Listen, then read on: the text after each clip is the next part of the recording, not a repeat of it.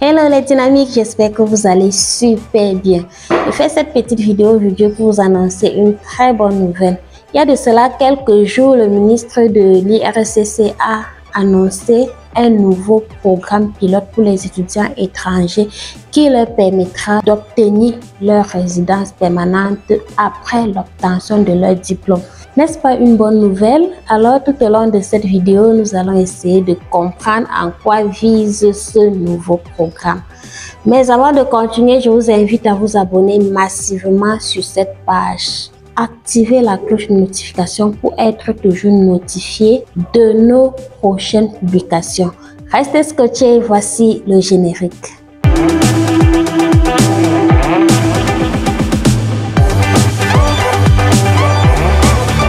Les étudiants étrangers sont d'une importance capitale pour l'économie du Canada et l'État développe chaque jour les nouvelles stratégies, non seulement pour le bien-être de ces derniers, mais aussi pour faciliter leur intégration sur le territoire. Pour faire face à ces défis d'intégration des nouveaux arrivants francophones au Canada, le ministre fédéral de l'IRCC, M. Marc Miller, a annoncé depuis le 14 août dernier que le programme pilote des étudiants étrangers en communauté francophone en situation minoritaire sera lancé ce 26 août 2024. En d'autres termes, ce programme a été officiellement lancé lundi le 26 août 2024 et se poursuivra tout au long de l'année. En effet, ce projet pilote vise à permettre aux étudiants étrangers inscrits dans les établissements d'enseignement désignés participants de passer directement du statut de résident temporaire à celui de résident permanent après l'obtention de leur diplôme. Et pour bénéficier de ce programme, vous devez remplir certains critères, à savoir, vous devez être ressortissant d'un pays admissible au programme. Parlant des pays, nous avons plusieurs pays parmi lesquels je vais citer quelques-uns. Et à la fin de cette vidéo, je mettrai le lien en description afin que vous puissiez parcourir le site et voir les pays qui sont éligibles. Si votre pays est éligible, vous pouvez vous lancer si tel est votre projet d'immigrer au Canada pour faire vos études d'échelle dynamique.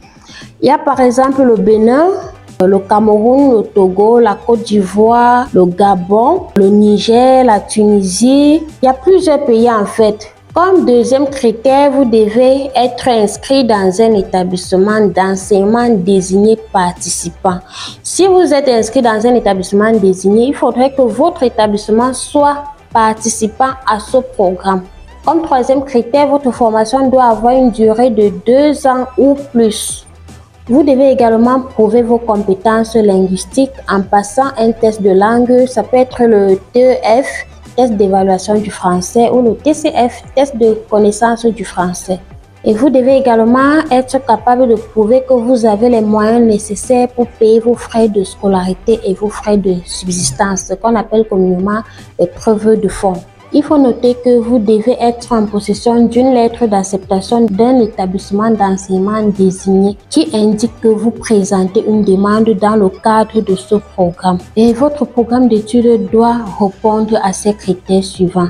Vous devez être de niveau post-secondaire. Votre programme d'études doit être à temps plein. Votre formation doit avoir une durée de 2 ans ou plus et mener à l'obtention d'un grade ou d'un diplôme. Vous devez avoir le français comme langue principale d'enseignement parce que 50% de vos cours sont offerts en français. En résumé, vous devez comprendre que le programme pilote des étudiants étrangers des communautés francophones en situation minoritaire est dédié uniquement aux étudiants qui sont encore à l'extérieur du Canada. Pour répondre à cette question que j'ai posée à l'entame de mes propos, le gouvernement a mis sur pied ce nouveau projet afin d'insérer les étudiants étrangers qui ont pour langue principale le français dans les autres provinces du Canada hors du Québec. Car il estime qu'avec leurs compétences en français et leur éducation canadienne, ces diplômés seront en mesure de contribuer au marché du travail et d'enrichir les communautés francophones en situation minoritaire.